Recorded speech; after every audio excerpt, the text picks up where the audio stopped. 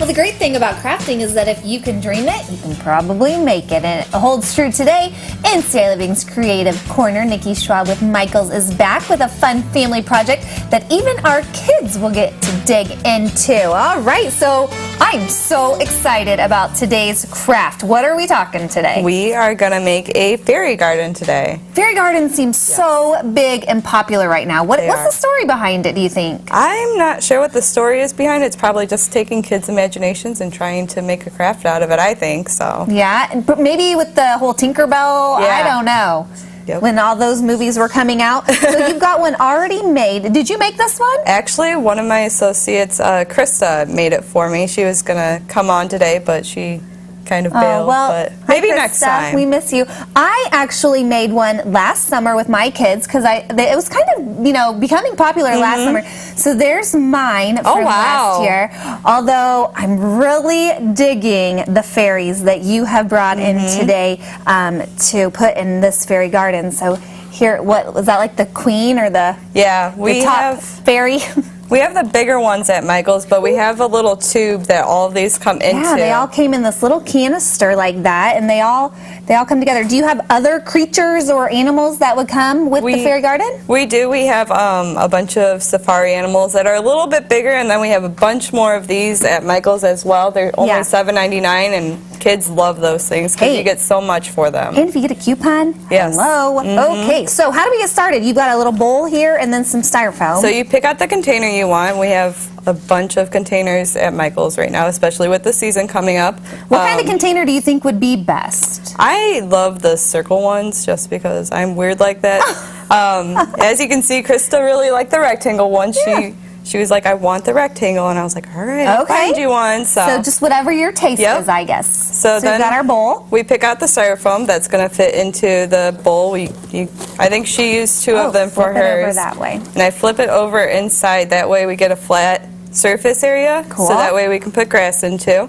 From there you can use hot glue, and you can take the grass and kind of cut it out to the way that you want it. So if you want to go ahead and cut it for me. Sure. I'm like, I think maybe it'd be better if I took it out first. Took it out first and cut around it? I don't know. Maybe. But do they sell this like by the sheet, or how does that work? It actually comes in a package like this. This is, I want to say it's $16.99. It's with our greenery floral accessories.